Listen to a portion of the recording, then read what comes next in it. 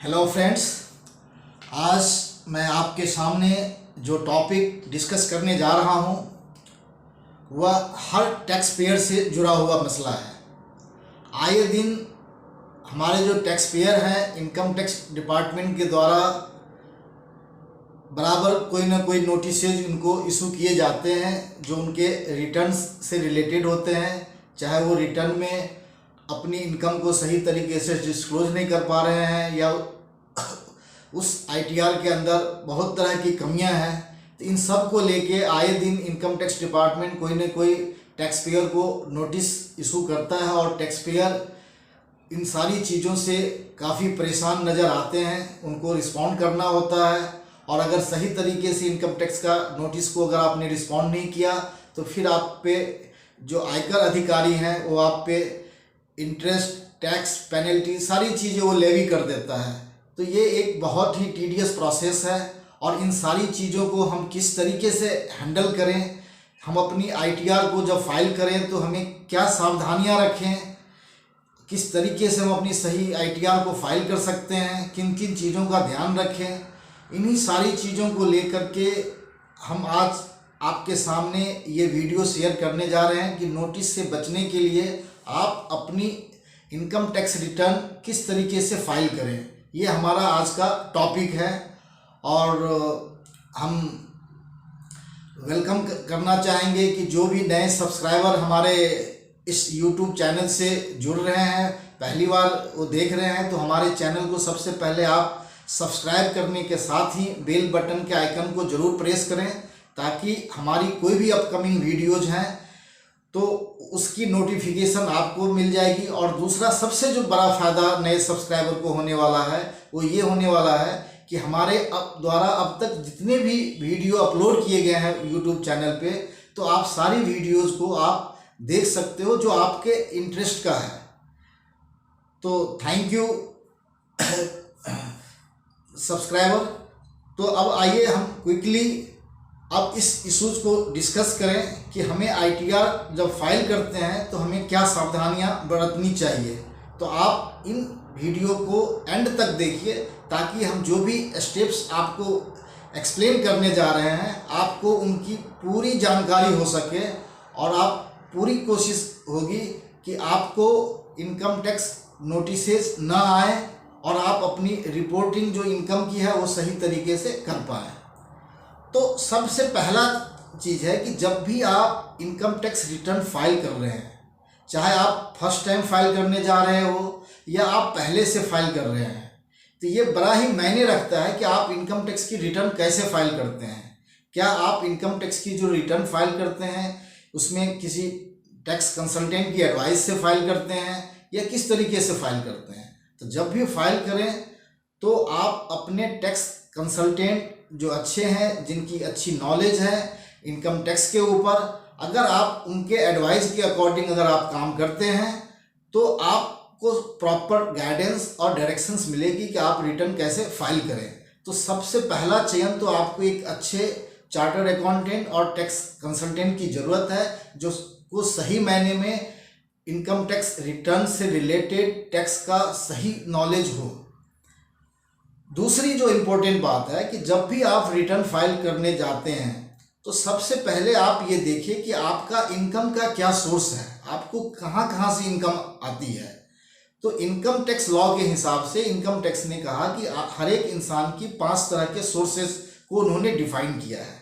जो पहली सोर्स है वो सैलरी की सोर्स होती है। दूसरी जो सोर्स होती है वो होती है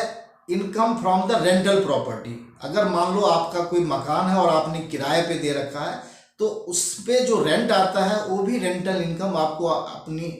आईटीआर में डिस्क्लोज करना होगा। तीसरी इनकम आता है या तो आप बिजनेस में हैं या आप कोई प्रोफेशन में हैं, चाहे आप फ्रीलांसर हैं, चाहे रिटेनरशिप पे करते हैं या किसी भी तरीके से आप बिजनेस के अंदर आपकी इन्वॉल्वमेंट है और उस बिजनेस से या प्रोफेशन से जो भी आपकी रिसीट्स आती है तो उसकी इनकम को आप बिजनेस और प्रोफेशन हेड के अंदर आप डिस्क्लोज करेंगे।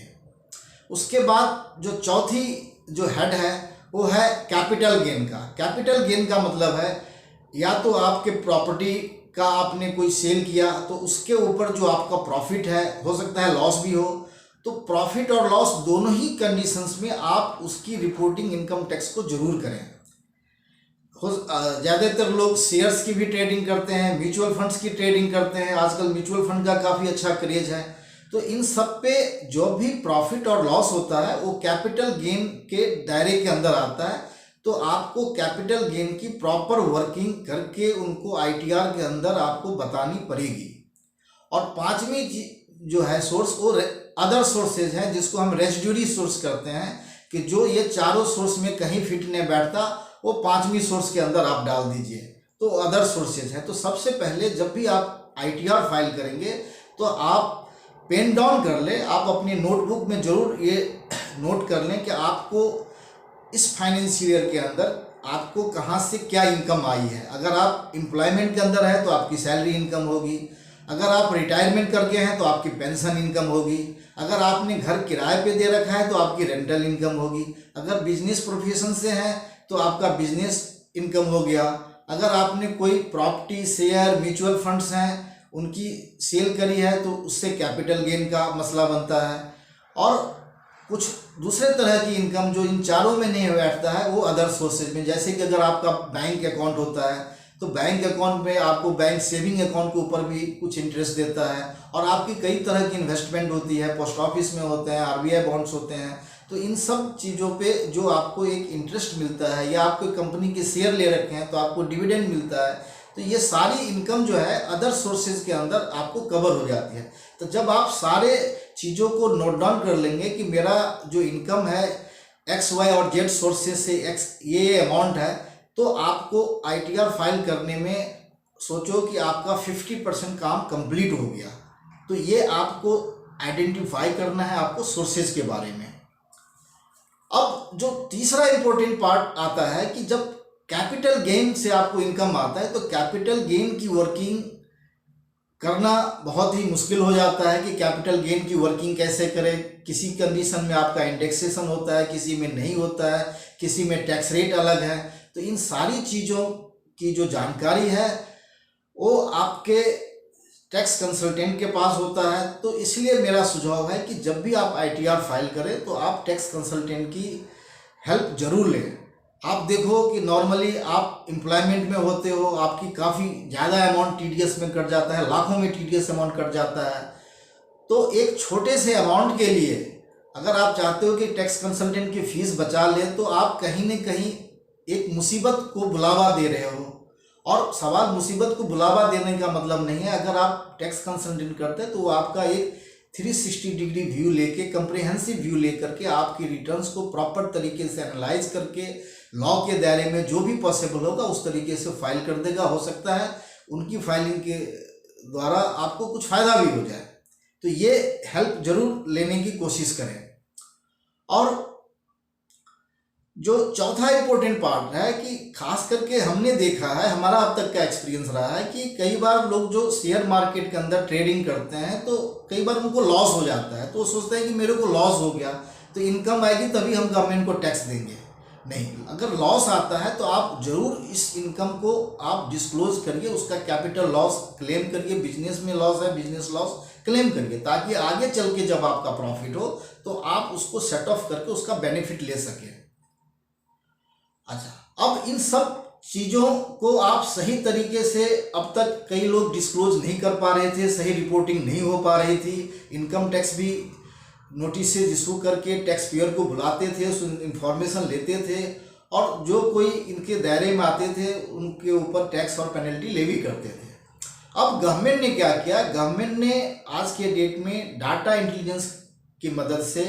अब गवर्नमेंट ने एक एआईएस भी आपको तैयार किया है, एनुअल इंफॉर्मेशन स्टेटमेंट, जो कि हमने इससे पहले आपको एआईएस के ऊपर पे एक डिटेल वीडियो बनाया है कि एआईएस क्या है, एआईएस में किस तरह से डाटा कैप्चर की जाती है, उसके डाटा को किस तरीके से इनकम टैक्स डिपार्टमेंट एनालाइज करेगा, और किस तरह से ऐसे टैक्स पेयर जो अपनी इनकम को सही तरीके से डिस्क्लोज नहीं करते हैं, जो कंसील्ड इनकम का केस है, उन सारी चीज़ों को वो टैक्स इवेदर को वो पकड़ सकेंगे। तो अब जब रिटर्न आप फाइल करने जा रहे हैं तो आप एआईएस जो एनुअल इंफॉर्मेशन स्टेटमेंट है उससे ज़रूर आप अपनी इनकम को एक बार मिलान कर लीजिए, क्योंकि आप एनुअल इंफॉर्मेशन स्टेटमेंट के अंदर जो मैंडेट मिला है कि अगर आपको मान लो कई सारे बैंक में सेविंग अकाउंट है, तो हर सेविंग अकाउंट में आपको कुछ ना कुछ बैंक एक सेविंग इंटरेस्ट देता है, तो वो सारी रिपोर्टिंग उसके अंदर आ रही है। अगर आप प्रॉपर्टी का परचेज कर रहे हैं या सेल कर रहे हैं, म्यूचुअल फंड का है, तो वो सारी रिपोर्टिंग आपको वहाँ पे आ जा रही है। आपको डिविडेंड मिल रहा है, उसकी रिपोर्टिंग आ रही है, और बहुत तरह की इन्फॉर्मेशन, अगर एम्प्लॉयमेंट से आपको सैलरी मिल रही है वो भी डिटेल आ रही है कि कितनी सैलरी मिली, कितना टैक्स बना, और आप क्या अपनी रिटर्न में डिस्क्लोज कर रहे हो, वो सारी की सारी इन्फॉर्मेशन EIS के अंदर आप दिखने लगी है। उसके बाद अगर आपको प्रोफेशनल से या कंसल्टेंसी से कहीं किसी भी तरह का पेमेंट आता है तो वो भी आपको दिखने लगा। इसका मतलब अब जो ये AIS स्टेटमेंट हो गया, ये किसी न किसी स्टेज पे फॉर्म 26AS को रिप्लेस करने जा रहा है, क्योंकि फॉर्म 26AS एक लिमिटेड पर्पस को ही सॉल्व करता था। वो सिर्फ आपको ये बताता था कि आपकी जो किसी भी इनकम पे TDS और TCS डिडक्ट हुआ है तो उसकी डिटेल्स वो कैप्चर होती थी 26AS में। AIS के अंदर ऐसा नहीं है। AIS के अंदर जो 26AS के अंदर जो इन्फॉर्मेशन है वो तो सारी की सारी इन्फॉर्मेशन वहाँ कैप्चर होगी। इसके बियॉन्ड जो भी फाइनेंशियल ट्रांजेक्शन्स हैं, अगर आपने अपने बच्चों को विदेश भेजा है या आपकी फॉरेन ट्रैवलिंग है, आपने फॉरेन करेंसी परचेज करी है, वो सारी डिटेल्स वहाँ पे आएगी, और उसको जो डाटा एनालिटिक्स के थ्रू, मशीन लैंग्वेज के थ्रू आपके इनकम और एक्सपेंसेस के मिसमैच के गैप को पकड़ने की कोशिश करेगा कि भाई आपकी जब इतने सारे एक्सपेंडिचर है और उस एक्सपेंडिचर के प्रोपोर्शनेट आपका इनकम जस्टिफाई नहीं करता है, दैन डेफिनेटली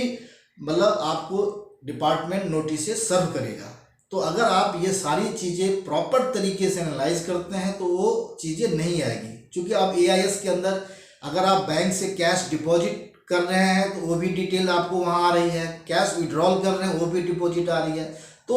डिपार्टमेंट के पास आपके बारे में जितनी भी फाइनेंशियल ट्रांजेक्शन्स आप हैंडल कर रहे हो वो सारी की सारी इंफॉर्मेशन अब उसके पास पहुंच जा रही है, और उसी के बेस पे जब आप रिटर्न फाइल करेंगे तो उसको एनालाइज करके वो देखेगा कि अगर आपके ITR में आपने इनकम की रिपोर्टिंग सही नहीं करी है, then definitely you will be served the income tax notice, और आपको उसको एक्सप्लेन करना पड़ेगा। और लास्ट में जो मैं बताना चाहता हूँ कि अब जो इनकम टैक्स डिपार्टमेंट ने है, ये हमारे मोदी जी का जो देन है कि उन्होंने एक फेसलेस असेसमेंट कर दिया। फेसलेस असेसमेंट के अंदर जब आपको कोई नोटिस देगा तो आपको ऑफिसर से पर्सनली मिलना नहीं है। इसका मतलब अगर आपके पास डॉक्यूमेंट हैं, डॉक्यूमेंट्री एविडेंस हैं, तभी आप अपने इनकम को या उनके नोटिस को प्रॉपर तरीके से एक्सप्लेन कर पाएंगे, रिप्लाई दे पाएंगे। और अगर आप सही तरीके से सेटिस्फाई नहीं कर पाते हैं डिपार्टमेंट को, ऑफिसर्स को, तो आपको इंटरेस्ट और पेनल्टी लगना तय है। तो मुझे लगता है कि आपको ये वीडियो पसंद आया हो तो आप हमारे वीडियो को ज़रूर लाइक करें। आप लाइक करने में ज़रा सा भी कंजूसी मत करें। और अगर आपको इससे रिलेटेड इस वीडियो में हमने जो भी बातें आपसे शेयर करी है, अगर आपके मन में किसी भी तरह का कोई भी क्वेश्चंस हैं या क्वेरीज हैं तो आप बेहिचक हमारे कमेंट बॉक्स में लिख डालें। आपको हम कमेंट बॉक्स में आपके हर एक क्वेश्चन का हम आपको रिप्लाई ज़रूर करते हैं। और हमारे आगे के वीडियोस को आप देखते रहें और अपने फ्रेंड और अपने रिलेटिव्स को भी जिनको इस वीडियो की रिक्वायरमेंट है तो आप उनके बीच में इसको शेयर करें। Thank you very much.